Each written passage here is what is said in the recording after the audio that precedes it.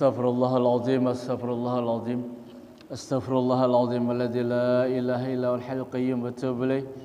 Ila hadratin nabiyil mustafa sayyidina Muhammadin sallallahu alaihi wasallam wa ala alihi wa sahbihi wa azwajihi wa auladihi wa dzurriyyatihi ajmain.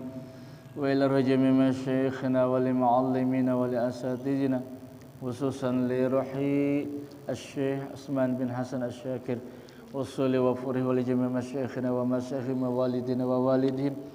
Allahumma anfa'na bi barakati man warihim ulumihim wa susyatim wa karamatihim wa yahmina bi himayatihim fid din dunya wal akhirah. Wa ila hadratin nabil mustafa sayyidina Muhammadin sallallahu alaihi wasallam. Al-Fatihah. A'udzu billahi minasyaitonir rajim. Bismillahirrahmanirrahim. Alhamdulillahirabbil alamin. Arrahmanirrahim. Maliki yaumiddin. Iyyaka na'budu wa iyyaka nasta'in. Ihdinas siratal mustaqim. Shiratal ladzina an'amta 'alaihim ghairil maghdubi 'alaihim waladdallin. Amin. Assalamualaikum warahmatullahi wabarakatuh. Bismillah walhamdulillah wassalatu wassalamu ala sayyidina Muhammad ibn Abdullah wa ala alihi wa sahbihi wa mawalah. Qalu subhanaka la ilma lana illa ma 'allamtana innaka antal alimul hakim. Wa la hawla wa la quwwata illa billahil aliyyil azim. Wa qala al-muallif rahimahullahu ta'ala wa nafa'ana bihi wa bi'ulumihi fid dharain amin. Alhamdulillah, segala puji dan syukur senantiasa kita panjatkan kehadratnya Allah Subhanahu wa taala atas segala nikmat yang Allah limpahkan kepada kita semua. Semoga kita termasuk orang-orang yang pandai bersyukur atas segala nikmat dan pandai pula mempergunakan segala nikmat tersebut untuk menghambakan diri kepada Allah Subhanahu wa taala dan menjadikan sebagai perbekalan kita kelak nanti di hari kiamat. Dan mudah-mudahan pula dengan keberkahan majelis kita yang mulia ini, Allah Subhanahu wa taala senantiasa melimpahkan taufik dan hidayah kepada kita semua, mengampunkan segala dosa dan kesalahan kita. Demikian pula dosa dan kesalahan kedua orang tua kita, guru-guru kita, keluarga-keluarga kita dan orang-orang yang kita cintai.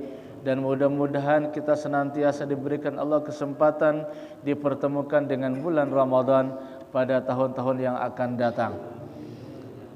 Jamaah sekalian yang dimuliakan Allah Subhanahu wa taala, di bulan Ramadan yang mulia terdapat satu malam yang di dalamnya lebih baik daripada 1000 bulan, yang disebut dengan malam Lailatul Qadar. Semua orang menanti-nanti daripada malam Lailatul Qadar ini. Maka orang-orang yang pada malam hari itu beramal beribadah, meskipun dia tidak mendapatkan kesempatan dipertemukan dengan Lailatul Qadar atau turunnya Lailatul Qadar itu, maka dia juga mendapatkan keutamaan dan keberkahannya.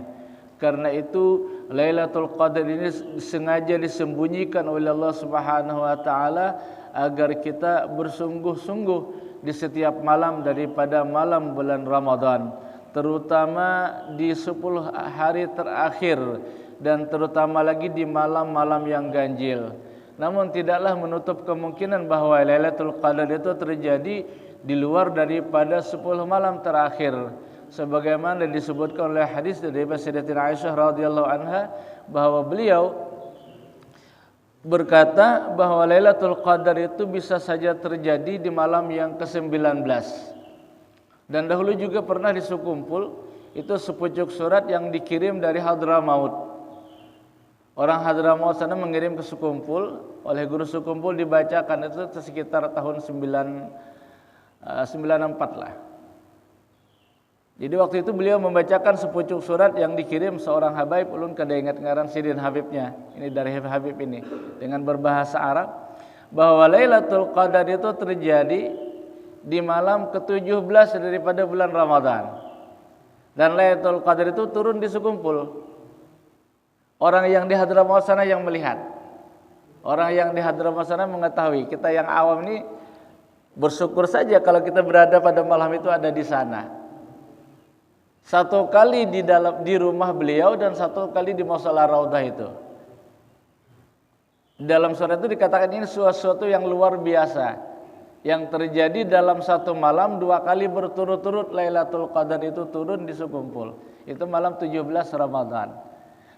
Sementara daripada ulama kita Al-Imam Al-Ghazali rahimahullah taala di dalam kitab Syiarus Salikin Syekh Abdul Samad Al-Falimbangi menyebutkan ada rumusan-rumusan Lailatul Qadar itu terjadi.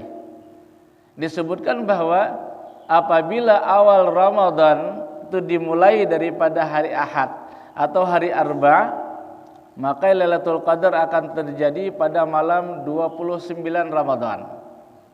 Ini menurut Imam Al-Ghazali. Kata Imam Abu Hasan, sungguh aku semenjak aku muda hingga aku sampai tua, ini tidak pernah meleset, kata beliau. Imam Abu Hasan berkata, apa yang dikatakan oleh Imam Al-Ghazali tidak pernah meleset. Jika awal Ramadan itu dimulai daripada hari Senin, maka Lailatul Qadar terjadi akan pada tanggal 21 Ramadan. Jadi kalau hari Ahad, hari Arba itu 29. Kalau hari Senin itu 21. Kalau hari Selasa tanggal 27 Ramadan. Kalau hari Kamis tanggal 25 Ramadan, hari Jumat 27 Ramadan dan hari Sabtu 23. Jadi kita kemarin mulai dari hari Ahad. Hari Ahad, cuman ada sebagian saudara kita yang hari Sabtu. Hari Sabtu berarti tanggal 23 dan tanggal 29. Ini yang kita jaga lebih utama. Mudah-mudahan kita diberikan kesempatan ini. Jamaah sekalian yang dimuliakan oleh Allah Subhanahu wa taala, di antara tujuan kita melaksanakan segala bentuk ketaatan kepada Allah Subhanahu wa taala, bahwa kita ingin menjadikan hamba-hamba yang mendapatkan keberuntungan. Baik itu keberuntungan di dalam dunia, terlebih-lebih keberuntungan di negeri akhirat. Dan kita tidak menginginkan bahwa kita termasuk orang-orang yang merugi. Karena kata Imam Al-Ghazali, manusia itu ada 4 golongan, ada 4 kelompok. Yang pertama, sa'idun fid dunya wa sa'idun fil akhirah. Dia mendapatkan keberuntungan di dalam dunia dan juga mendapatkan keberuntungan di negeri akhirat. Di dalam kehidupannya ke dunianya senantiasa berkecukupan, bahkan berkelebihan.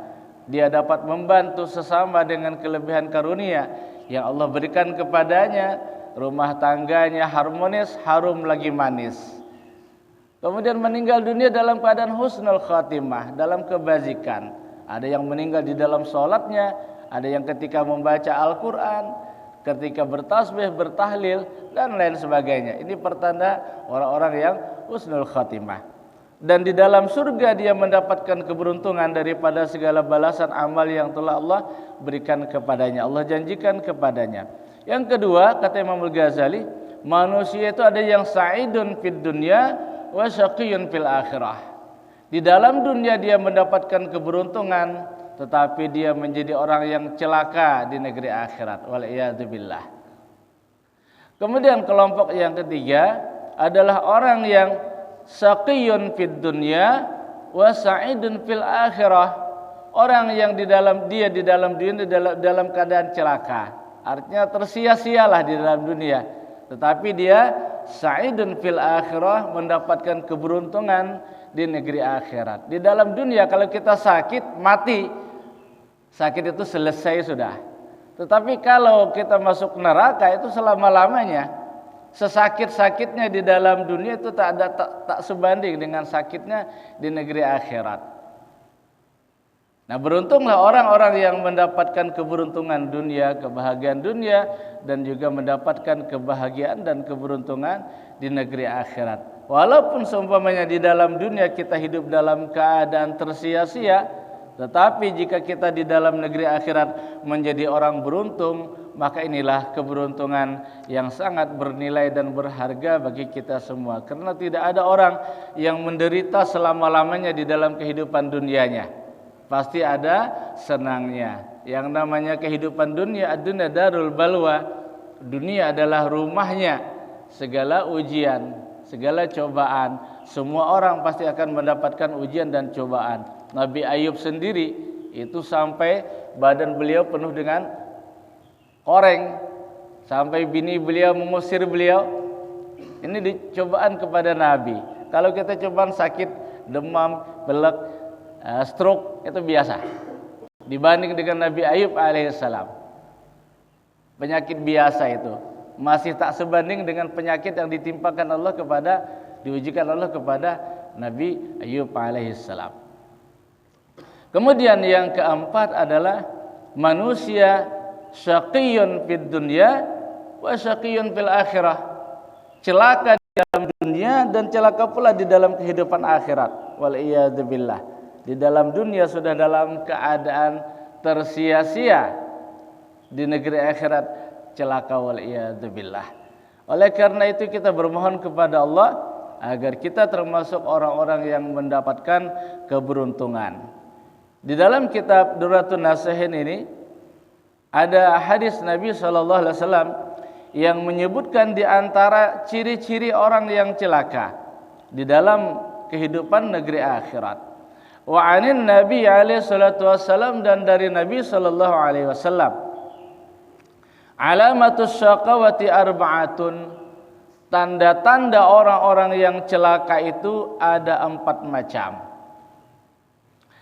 Nisyanuz dzuna bil madiyati wa hiya 'indallahi mahfuzah. Yang pertama adalah dia melupakan dosa-dosa dan kesalahan yang telah lalu, yang telah dilakukannya. Sedangkan di sisi Allah dia tetap terjaga dan terpelihara. Orang-orang yang malas meminta ampun kepada Allah, padahal Allah sudah berfirman, katalah aku tidak peduli dosamu sebesar apapun, sekalipun itu melebihi daripada isi dunia dan seluruhnya, dunia dan seisinya. Dosa melebihi daripada itu, aku tidak peduli, kata Allah. Jika dia datang kepadaku dan meminta ampun kepadaku, aku ampuni. Maka tidak ada alasan bagi kita untuk tidak meminta ampun kepada Allah, dan berbaik sangkalah kepada Allah bahwa Allah mengampuni dosa dan kesalahan kita, dengan catatan kita bersungguh-sungguh meminta ampun dengan penyesalan, dengan berjanji untuk tidak mengulanginya kembali, kemudian meminta ridha atau meminta halal jika ini bersangkutan dengan hamba. Karena Allah tidak ampunkan dosa kesalahan kita selama kita masih punya sangkutan dengan hamba. Minta halal, kita minta ridha kepada hamba, itu barulah kita bertaubat meminta ampun kepada Allah Subhanahu wa taala. Nah, sekiranya orang ini telah meninggal dunia, maka kita dengan melakukan kebaikan-kebaikan dan kita niatkan pahalanya untuk mereka. Kita umpamanya dahulu pernah menzalimi seorang saudara kita, teman kita, atau siapakah, yang jelas kita merasa bersalah sekali dengan mereka. Nah, kemudian orang itu telah meninggal dunia, bagaimana kita meminta ridha kepadanya? Kita tidak tahu di mana rumahnya, di mana dia punya keluarga sekarang. Kalau kita tahu di mana ada keluarganya, kita bisa meminta ridha kepada ahli warisnya, meminta halal kepada keluarganya. Karena kita tidak tahu, maka kita bersedekah dengan amal-amal saleh yang kita lakukan. Dengan sedekahkah apakah, yang jelas kita niatkan pahalanya untuk fulan bin fulan yang dahulu kita pernah menzalimi dia. Kemudian yang kedua, tanda-tanda orang yang celaka itu adalah wa dzikrul hasanatil madiyati wa la yadri aqbilat amruddat. Dia suka mengingat-ingat kebaikan-kebaikan yang telah dilakukannya, dan dia tidak tahu apakah amal kebaikan itu diterima atau ditolak Allah Subhanahu wa taala. Selalu saja mengingat-ingat kebaikan-kebaikan yang sudah dilakukannya, sedangkan dia tidak mengetahui dengan pasti apakah amal kebaikan itu diterima oleh Allah atau tidak. Ini tanda orang-orang yang celaka. Kemudian yang ketiga, wan nazaru ila man fawqahu fid dunya. Pandangannya selalu terfokus kepada orang yang lebih tinggi daripadanya di dalam urusan dunia. Kalau melihat rumah orang lebih besar, maka dia ingin lebih besar lagi daripada rumah orang itu. selalu terobsesi ingin melebihi daripada orang lain. Dia senantiasa mempusatkan waktunya, pikirannya, tenaganya untuk meraih dunia sebanyak-banyaknya, bahkan melebihi daripada orang lain. Kita ingat bagaimana Qarun, bagaimana Fir'aun, bagaimana mereka itu memiliki kekayaan yang begitu banyaknya. Pada ujungnya kekayaan itu pasti sirna. Ma'indakum yanfadu wa ma'indallahi baq. Apa yang ada pada sisi kamu itu pasti binasa, pasti habis. Dan apa yang ada di sisi Allah itulah yang abadi. Kita barangkali cuma memiliki uang 50.000 rupiah. Itu jauh lebih baik daripada kita memiliki uang 1 juta rupiah. Cuman yang 1 juta ini kita simpan di kantong, yang 50.000 ini kita simpan di kotak masjid. Yang 50.000 ini jauh lebih berharga karena dia menjadi kekal dan abadi. Yang 1 juta di kantong kita belum tentu menjadi milik kita. Istri kita pas mau nyuci, alhamdulillah dapat rezeki nomplok hari ini. 1 juta di kantong. Nah, ke pasar dah sida tuh. Beli baju apa segalanya. Padahal kita mau cicilan motor ini, barangkali kredit motor belum dibayar. Nah, istri kita dah alhamdulillah dapat uang 1 juta di kantong. Sesuatu yang ada pada diri kita itu pasti binasa, pasti habis. Tetapi apa yang ada di sisi Allah, maka dia akan kekal dan abadi, bahkan bertambah-tambah. Apalagi ini di bulan Ramadan, nilainya menjadi lebih besar. Kita bersembahyang fardu itu sama dengan 70 kali di luar daripada bulan Ramadan. Kita melaksanakan yang sunnah sama nilainya seperti ibadah fardu. Kita bersedekah dengan sedekah sunnah, maka sama dengan pahalanya kita seperti mengeluarkan zakat yang wajib bagi kita. Ini di bulan Ramadan Allah lipat gandakan segala amal-amal yang soleh. Maka beruntunglah orang yang senantiasa pandangannya memandang kepada orang-orang yang ahli ibadah. Jika orang lain dapat sholat tarawih selama 8 jam setiap satu malam 1 juz, itu yang viral di media sosial, alangkah berbahagianya mereka. Dari habis sholat isya sampai jam 3:30 baru selesai. Ini satu malam satu khatam, bukan 1 juz.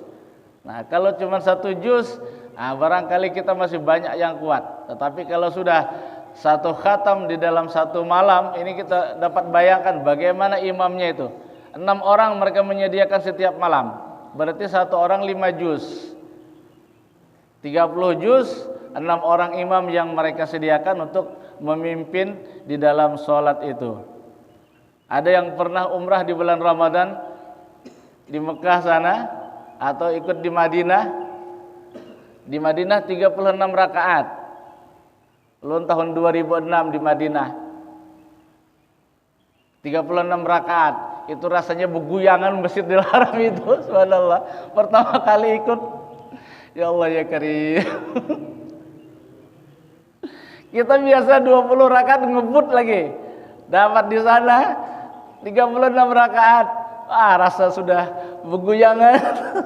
Muter rasanya. Subhanallah. Tapi orang-orang di sana yang sudah terbiasa santai aja. Itu ceritanya dahulu di Madinah itu cuma 20 rakaat juga. Cuman orang-orang Madinah mereka melihat dahulunya di Mekah 20, Madinah juga 20. Orang-orang di Mekah itu mereka setelah 4 rakaat mereka tawaf 7 kali. Tawaf 7 kali. Setelah tawaf lanjutkan lagi. Karena sunat hukumnya setelah 4 rakaat sembahyang sunat itu dijedah. Nah, kita kan baca salawat, al-khalifatul ula dan seterusnya. Itu menjedah. Itu hukumnya sunnah. Memang semacam itu daripada para ulama kita terdahulu. Baca doa. Tidak boleh langsung 4 rakaat diri lagi langsung, tidak boleh. Karena sembahyang sunat itu kata Nabi masna 2 rakaat jeda. Salawat kita isi. Nah, kemudian doa, kemudian sambung lagi. Nah, orang-orang di Mekah mereka setelah 4 rakaat tawaf. Setelah 4 rakaat tawaf, 20 rakaat mereka tambah dengan 10 kali tawaf mereka. Akhirnya orang Madinah, wah kalau begini kita kalah urusannya nih dengan orang-orang Madinah. Dengan orang-orang Mekah, mereka bisa tawaf. Lalu mereka pun mengusulkan ditambah rakaatnya hingga menjadi 36. Itulah asal usul daripada di Madinah itu 36 rakaat. Dan ini pula yang dimulai daripada Khalifah Allahumma shalli ala sayyidina.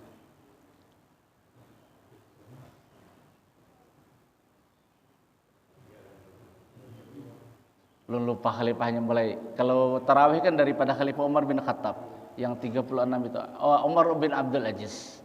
Umar bin Abdul Aziz itu memulai di Mekah, di Madinah itu 36 rakaat. Nah. Dan sepakat daripada ulama mazhab kita itu 20 rakaat tarawih itu. Nah, kemudian orang-orang yang ciri-ciri mendapatkan kecelakaan itu adalah pandangannya senantiasa kepada orang yang lebih unggul di dalam urusan dunia. Sementara orang-orang yang beruntung itu pandangannya kepada orang-orang yang lebih unggul di dalam urusan agama. Kita cemburu, kita iri hati kepada orang-orang yang dapat melakukan ibadah terutama di bulan Ramadan seperti ini dengan ibadah yang full. Jadi bukanlah tarawih itu yang paling baik, yang paling cepat. Di Hadramaut sana itu dari habis sholat isya hingga sampai sahur itu masih ada orang tarawih. Ada yang tarawihnya mereka tengah malam mulai, dari jam 1 baru mulai. Itu di sana. Jadi kalau kita mau tarawih setiap malam itu hingga beberapa kali, selesai sini pindah ke sini, selesai sini pindah ke sini. Itu di sana. Dan tidak seperti kita ngebut, tunda. Nah, kita serba salah. Imamnya lambat, makmumnya kabur. Itu apalagi di pasar itu. Pasar itu, kalau imamnya sudah mulai Allahu Akbar, selesai sudah habis dah jamaahnya. Udah ketahuan dah siapa yang memimpin. Karena ulun di pasar juga tahu sudah. Nah. Jadi sekarang dipilih imamnya yang bisa menyesuaikan. Yang tua tidak merasa terlalu cepat, yang muda tidak merasa terlalu lama. Kita mengukur jamaah kita supaya jangan terlalu berat lah. Nah, kalau umpamanya terlalu cepat pagi-pagi dah berurut yang tua-tua. Kalau terlalu lambat yang muda aku lagi sebanyak situ aja. Kenapa? Lambat benar ya. Itu.